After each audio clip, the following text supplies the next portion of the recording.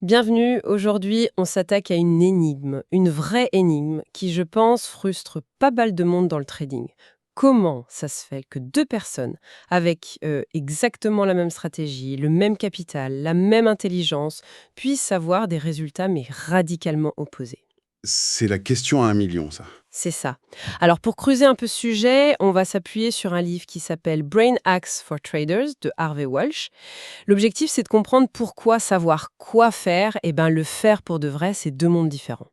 Et pour bien commencer, l'auteur nous raconte une petite histoire, celle d'Ashley et Casey. Alors, imaginez la scène. Ashley et Casey, deux traders. Ils apprennent la même méthode, au mot près. Ils tradent le même actif, sur la même plateforme, même ordi, dans des pièces super calmes. Bref, les conditions parfaites, quoi. Des conditions de labo, ouais. Exactement. Logiquement, on se dit que leur performance devrait être quasi identique. Et pourtant, à la fin de la semaine, Casey débarque au bureau au volant d'une voiture neuve, payée cash, avec ses gains. Ashley, lui, est au fond du trou. Il avoue avoir perdu de l'argent. Pas juste un peu, non, mais chaque jour de la semaine. La question est simple, qu'est-ce qui s'est passé? Ah, mais c'est l'histoire parfaite pour démarrer. Parce qu'elle élimine d'un coup toutes les excuses habituelles. Ce n'est pas la stratégie, c'est pas le matériel, c'est pas la connexion Internet. Non. La différence, elle est invisible. Elle est purement interne. Et c'est là que le livre nous donne sa clé de voûte. L'exécution est la clé de tout. Casey a une compétence qu'Ashley n'a pas. Il voit ce que le marché fait, sans filtre. Et surtout, il agit, sans hésiter. Il comble ce fossé, ce gouffre même, entre la connaissance et l'action. Le problème d'Ashley, comme le dit l'auteur, c'est purement le côté mental. Le côté mental. D'accord. Alors, allons-y. Ça soulève une question presque philosophique, en fait. Est-ce qu'on est vraiment aux commandes? On aime penser qu'on est rationnel, qu'on pèse le pour, le contre, mais le livre balance un chiffre qui donne le vertige.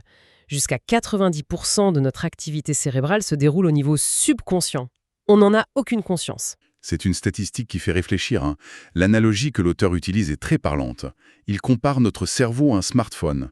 Quand vous utilisez une app, disons le GPS, Oui, vous êtes concentré sur la carte. C'est votre esprit conscient. Mais en arrière-plan, le téléphone gère des centaines de trucs, hein. La 4G, la batterie, les notifs. Notre cerveau, c'est pareil. Pendant qu'on se concentre sur une tâche, notre subconscient gère le cœur, la respiration et aussi des fonctions bien plus complexes, comme le filtrage des informations. et j'imagine que ce filtre est absolument essentiel, sinon on deviendrait fou. Exactement. À chaque seconde, nos sens sont bombardés d'infos. Le bruit de la clim, le contact des vêtements. Le subconscient, c'est comme un videur de boîte de nuit ultra efficace. Il décide ce qui mérite l'attention du conscient. D'accord. Le problème, et c'est le cœur du sujet pour un trader, c'est que les priorités de ce videur, elles ont été programmées pour la survie, pas pour le trading. Elles ne sont pas du tout alignées avec les objectifs de notre esprit conscient. Et ça crée ce que le livre appelle une guerre personnelle interne, un conflit cérébral. Une guerre personnelle, le terme est fort, mais quand on pense à l'angoisse d'un trader qui hésite à cliquer ou qui ferme une position par peur, ça semble assez juste. Pour comprendre cette guerre, l'auteur nous ramène à la pyramide des besoins de Maslow. Beaucoup de gens connaissent. Mhm. C'est une théorie sur nos motivations. Tout en bas, les besoins physiologiques. Manger, boire, dormir. Le socle. Si ça va pas, rien d'autre ne compte. La survie pure et dure. C'est ça. Juste au-dessus, le besoin de sécurité. Un toit, un peu de stabilité financière, la santé. Une fois que c'est bon, on pense à l'amour, l'appartenance, les amis, la famille. L'étage suivant, c'est l'estime, le respect, la confiance en soi. Et tout en haut, le sommet, l'auto-actualisation. Devenir la meilleure version de soi-même. Et la pertinence de cette pyramide pour un trader est énorme. Pourquoi? Parce que notre subconscient, notre pilote auto, il se fiche éperdument du sommet de la pyramide. Son obsession, c'est les 2 étages du bas, survie et sécurité. Chaque clic de souris est analysé à travers ce prisme. Est-ce que c'est dangereux? Voilà. Est-ce que cette perte menace ma survie? Et c'est là que les 2 grands ennemis du trader entrent en scène. La peur et la cupidité. Nos fameux démons intérieurs. Précisément.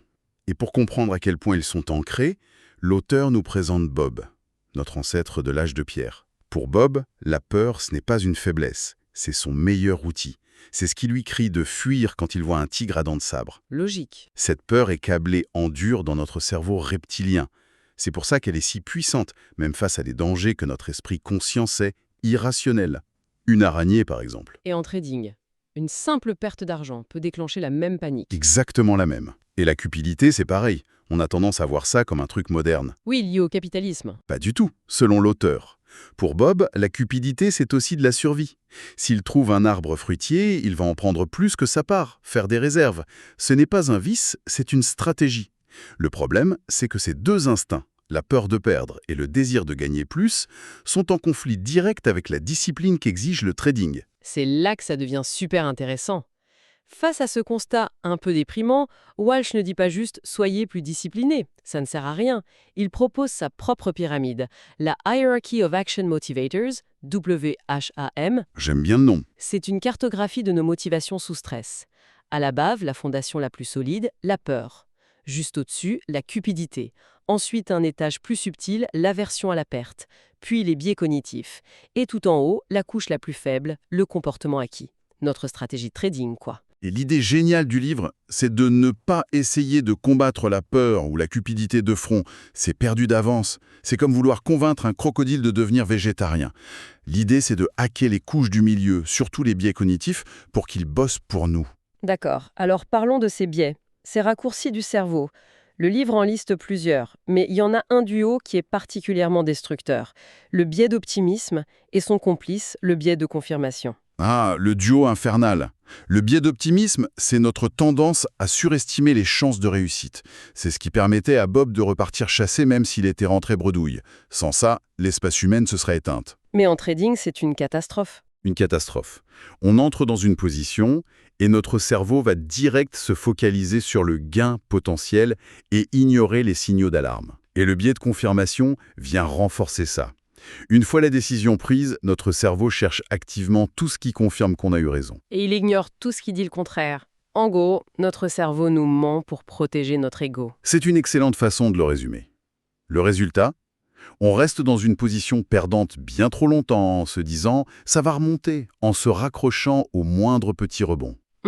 Alors que tout crie « sors de là !» C'est ça. Et le hack que propose le livre pour ça est d'une simplicité déconcertante. Il dit « retournez votre graphique à l'envers ». Attends, comment ça? Littéralement, le mettre sens dessus-dessous. Littéralement. Si vous voulez acheter en pariant sur une hausse, inversez l'échelle des prix sur votre plateforme. Le graphique est la tête en bas. Et là, posez-vous la question, est-ce que cette configuration, qui ressemble maintenant à une vente, me semble toujours aussi attractive? Et la réponse est non, j'imagine. Dans 9 cas sur 10, la réponse sera non. En inversant la perspective, on court-circuite le biais d'optimisme. On force le cerveau à analyser la structure brute, objectivement.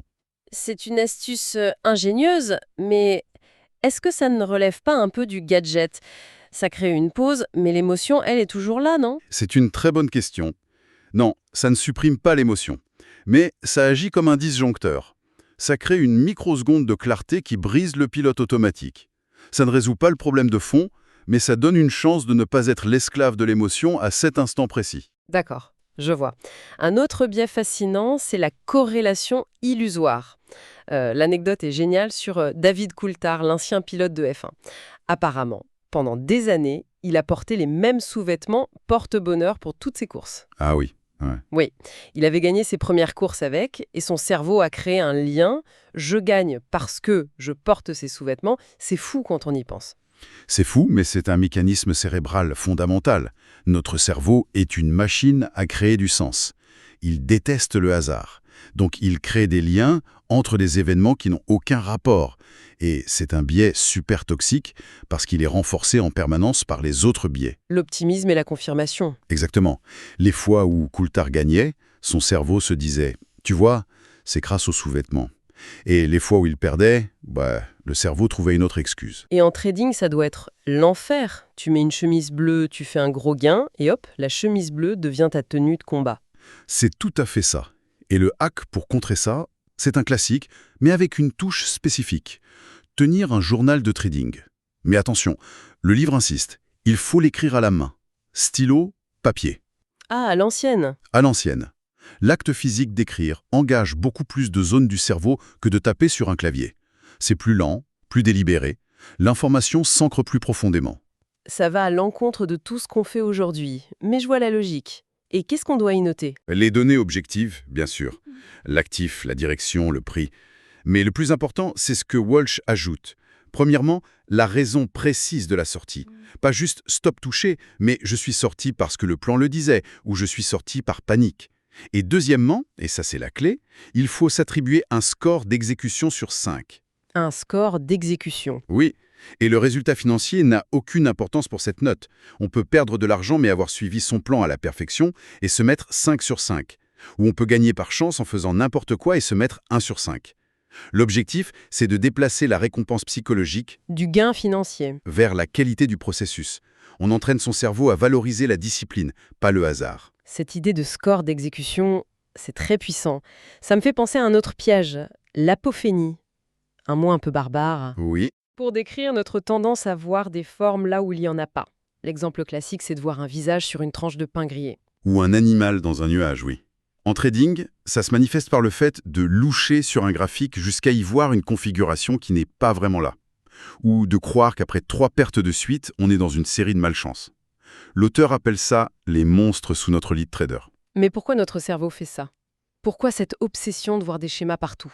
Encore une fois, la réponse est chez Bob. Pour lui, la reconnaissance de schémas, même fausse, c'est une stratégie de survie. Imaginons qu'il mange un champignon rouge et tombe malade. Il en mange un deuxième, rouge aussi, et remalade. Son cerveau va créer un schéma. Tous les champignons rouges sont dangereux. C'est peut-être faux, mais c'est plus prudent. Voilà. Le coût de l'erreur est très faible. Il évite de bons champignons. Mais le coût de l'erreur inverse, manger un champignon mortel, est fatal. Pour notre cerveau, il vaut mieux voir un schéma qui n'existe pas que d'en manquer un qui existe. Le principe de précaution poussé à l'extrême. C'est ça. Le hack pour combattre ces monstres, comme l'idée que les market makers chassent mes stops, c'est l'éducation. C'est le bouclier. En comprenant la vraie mécanique des marchés, on réalise que l'idée qu'une entité s'intéresse à notre petite position est juste absurde. La connaissance factuelle détruit le monstre. D'accord? Et pour renforcer ce bouclier, le livre suggère des affirmations positives. Une forme de PNL, de programmation neurolinguistique. Les affirmations positives, ça fait un peu méthode Coué, non? Est-ce que ça marche vraiment de se parler à soi-même? Ça peut paraître simpliste, mais l'idée, c'est de reprogrammer activement les filtres du subconscient. Au lieu de laisser les pensées irrationnelles tourner en boucle, on les remplace par des vérités. Se répéter, à voix haute, avant de trader. Le marché est une série de probabilités. Le marché n'a pas de mémoire. Personne ne cherche à m'avoir. À force, ça devient la nouvelle pensée par défaut. Si on résume tout ça, le message est assez clair. Le Saint Graal, ce n'est pas une stratégie secrète, c'est l'exécution. Et cette exécution est constamment sabotée par notre propre cerveau, cet héritage de Bob qui n'est pas du tout adapté au marché. C'est un bon résumé. Mais la bonne nouvelle, c'est qu'on n'est pas condamné. On peut utiliser des hacks concrets, retourner les graphiques, tenir un journal manuscrit et s'éduquer pour chasser les monstres. Absolument. Et pour conclure, j'aimerais proposer une dernière pensée, peut-être la plus contre-intuitive de toutes. Elle vient d'une section du livre qui s'appelle « Le déficit de connaissances ». Quel est notre réflexe quand on échoue en trading? On s'est dit qu'on ne sait pas cette chose, qu'il nous manque une info. Exactement. Alors, on se jette sur d'autres livres, on achète des formations, on cherche une nouvelle stratégie miracle. On cherche à combler un supposé manque de savoir. Voilà. Et le livre suggère que c'est peut-être le pire réflexe à avoir. La plupart des traders qui luttent, comme Ashley, en savent déjà largement assez. Leur problème n'est pas un manque de connaissances. Et c'est la pensée que je voudrais laisser en suspens. Et si le vrai problème n'était pas un manque de savoir, mais un surplus de bruit mental, un surplus de peur, de biais, de superstition, qui empêche l'exécution simple de ce qu'on sait déjà? Dans ce cas, la solution ne serait pas d'apprendre plus, mais au contraire d'épurer, de mieux se maîtriser pour enfin pouvoir appliquer ce que l'on sait déjà.